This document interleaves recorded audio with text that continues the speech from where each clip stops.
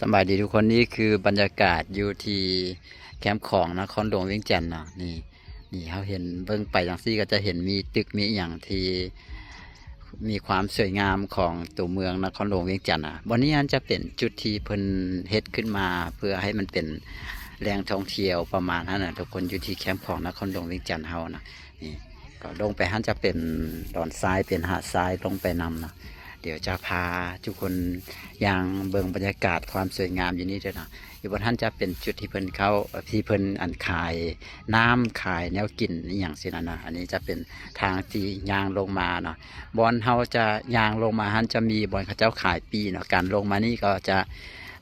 ต้องซื้อปีเข้ามาคนละ20,000 กีบนะแต่ว่าปีท่านสามารถเอามาแลกเอาน้ำได้1 ตุกเนาะน้ำตุกกลางอันนั้นนะทุกคนก็ถือว่าโอเคคุ้มเลยก็มีคนมารอเบิ่งบรรยากาศมาถ่ายรูปกันกับตะเวนตกดินอย่างดีเลยมื้อนี้อากาศดีเนาะอยู่ที่นครหลวงวิจันทร์นะครับก็เป็นบ่ได้เป็นเป็นมื้อวันเสาร์นะมื้อนี้ที่ว่าเป็นมื้อพักนะก็คือว่ามีคนมาเที่ยวหลายเลยเนาะเดี๋ยวพาทุกคนเบิ่งบรรยากาศด้วยนะอยู่ลมพัดว่าเป็นจังไดมีคนก็ทยอยมากันเรื่อยๆเนาะมีคนทยอยมากันเรื่อยๆ เดี๋ยวพาเบิ่งเลยว่ามีคนหลายขนาดใดเดี๋ยวเขาจะย่างลงไปทางลุมว่าคนเริ่มกลับแล้วล่ะเมื่อกี้นี่คนมาหลายเลยคนยังหลายอยู่นะคนยังหลายอยู่นี่เดี๋ยวพาลงไปลมกัน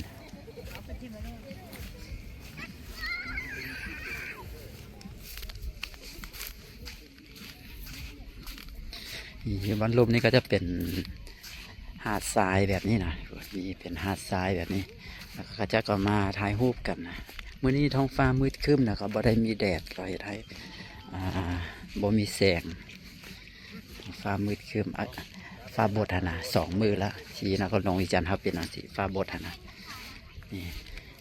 มื้อนี้เป็นมื้อวันแม่หญิงสากลได้เนาะวันแม่หญิงสากลซึ่งประเทศลาวเขาก็ถือว่าให้ความสำคัญค่อนข้างจะหลายเลยเกี่ยวกับวันแม่หญิงสากลมื้อนี้ก็น่าจะมีการเฉลิมฉลองกันในหลายๆจุดหลายๆบ่อนหลายๆคนน่าจะไปเฉลิมฉลองกันนะ บรรยากาศเมื่อกี้นี้คนเต็มอยู่นี่เลยแต่ว่าตอนนี้คนก็คือว่าเริ่มทยอยกลับแล้วว่ามันแรงๆค่ำๆแล้วนะพาทุกคนมาเบิ่งบรรยากาศนะมาก็มาเที่ยวมาเลาะกันชายหาดแบบนี้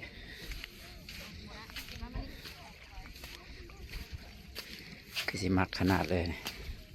ลงน้ำเลยแล้วนี่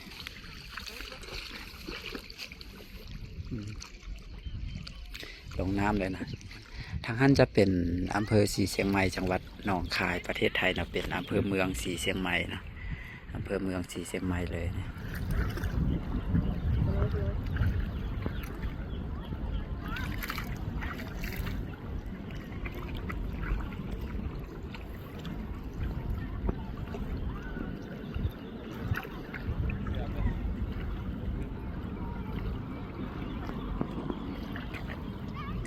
ส่วนตัวนั้นก็จะเป็นตึกแลนด์มาร์กเนาะเป็นทางนครหลวงเวียงจันทร์นั่นแหละตัวมีตึกสูงหลายตึกนั้นเป็นแลนด์มาร์กมาก็จะเป็นดอนจันทร์อยู่ทางนี้เป็นดอนจันทร์เป็นอย่างนี้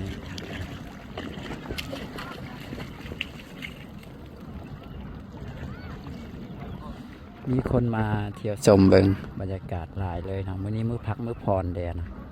คนมาหลายเลยได้ไหม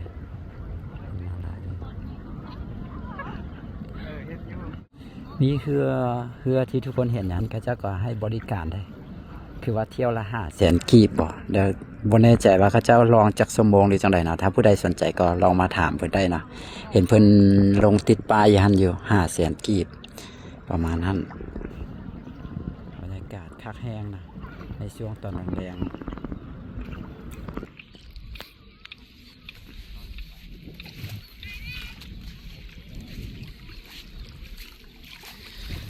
เดี๋ยวพาเบิงบรรยากาศอยู่นี่แล้วเดี๋ยวจะย่างขึ้นไปทางเทิงนะไปเบิงบรรยากาศอยู่เทิงปุ่นอยู่เทิงน้ำของเพิ่นป่านได้มาทะเลเลยความรู้สึกนะก็มีลมพัดแล้วก็อากาศเย็นนะมื้อนี้อากาศเย็นไปเลย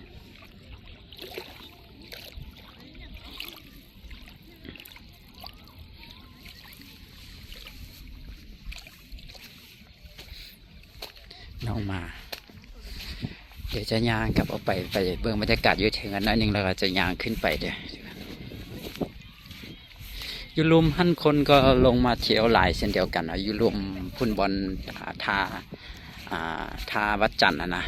แต่อันนี้ครับแถวนี้เขาจะเอื้อนว่าทาวัดจันทร์เช่นเดียวกันตรงนี้มันจะขึ้นมาทางเทิงพี่หน่อยหนึ่งจะลงอยู่แถววัดแถวบรรยากาศวัดสีฐานว่ะวัดโฮมเมืองประมาณนั้นนะซื้อขึ้นไปวัดโฮมเมืองบ้านอย่างบ้านสีฐานนะหรือว่าบ้านคุณตาประมาณนั้นนะซื้อลงมาจากบ้านคุณตาลงมานะแถวนี้ส่วนในบอลโค้งลุมท่านจะเป็นทาวัดจันทร์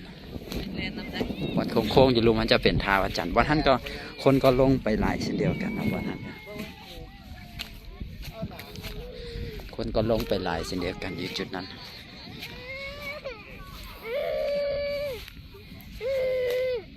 เพื่อนให้อย่างไรวันนี้เพื่อนเปิดเพลงนี่นะในอันนั้นมาถ่ายรูป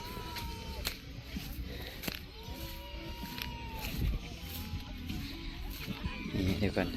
ผู้ใดซื้อปีมาแล้วก็สามารถเอาปีมาแลกเอาน้ำอยู่นี่เด้อนะเอาปีมาแลกเอาน้ำอยู่นี่หรือจะมาซื้อแนวกินก็สามารถมาซื้ออยู่นี่ได้นะก็จะมีแต่ห้านเดียวนี่แหละก็เป็นของเพื่อนเองนี่ก็จะมีโต๊ะให้นั่งมีบอลเลยบอลให้นั่งถ่ายรูปบอลให้เช็คอินแบบนี้นะมีโต๊ะให้นั่งเบื้องบรรยากาศแบบนี้ทางเพื่อนมีโต๊ะแล้วก็มีห้องน้ำบริการอยู่เบื้องฝากคุณบรรยากาศดีๆแบบนี้เลยทุกคนเถอะมาผ่อนคลายกันได้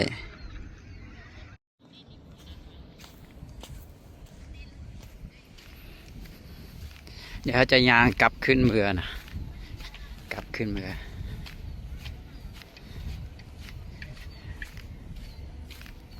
ทุ่งหญ้านี่ก็เริ่มมีใบแดงๆแล้วนะก็หวังว่าสิบ่มีไฟใหม่ปีนี้นะคันบ่มีไฟใหม่ก็เดี๋ยวมันจะออกดอกนะออกดอกก็จะงามออกดอกสีขาวนะ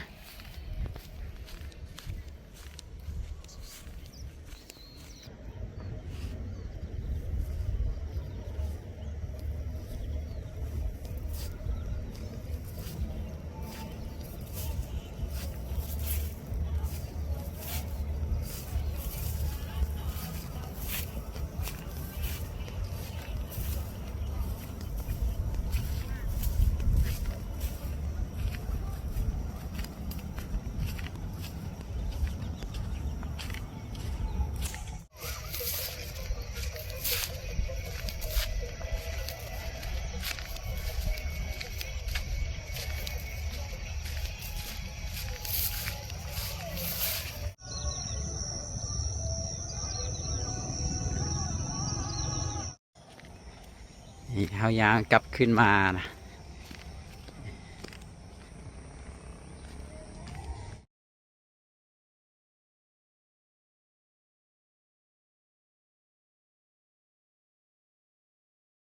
บนเฮายางกลับออกมาแล้วนะมาฮอดนี่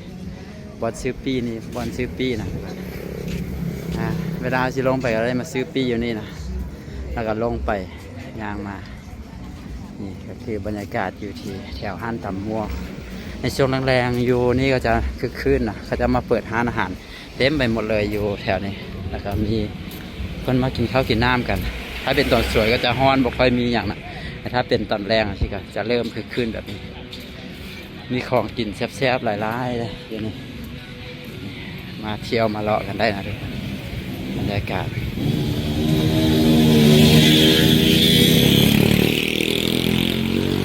ยางขึ้นมาก็ตามบ้านที่ได้ห้านเต็มไปหมดเลยเป็นสุขห้านเลย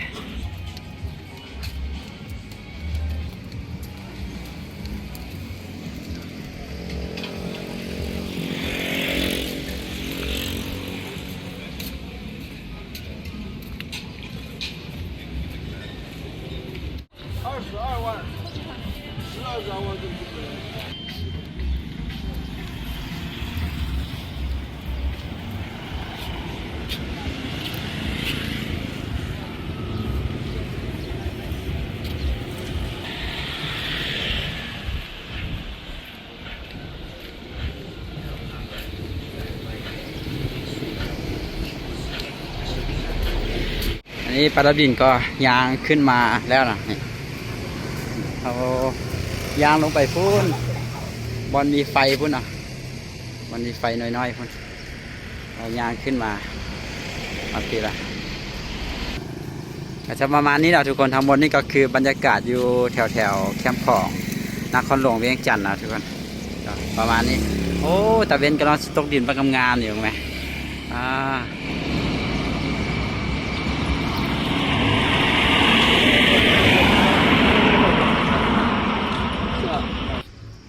งามหลายตะเวนตกดินมั้งไหมตกเครื่องนึงแบบนั้นนะงามโอเคเนาะเดี๋ยวป้ารินจบวิดีโอนี้ไว้แต่เพียงเท่านี้และขอบใจทุกคนที่เข้ามาเบิ่งเนาะนี่คือบรรยากาศอยู่ที่แคมป์ของนครหลวงเวียงจันทร์ในมื้อนี้นะก็นี่บรรยากาศเขียวงามแบบนี้เลยอยู่ที่นครหลวงเวียงจันทร์เฮาแล้วก็อากาศดีๆช่วงนี้อากาศโคตรดีเลยนะนี่เป็นแบบนี้ครับลมพัดเย็นสบายเนาะเดี๋ยวเขาจบวิดีโอนี้ไว้แต่เพียงเท่านี้แล้วสบายดี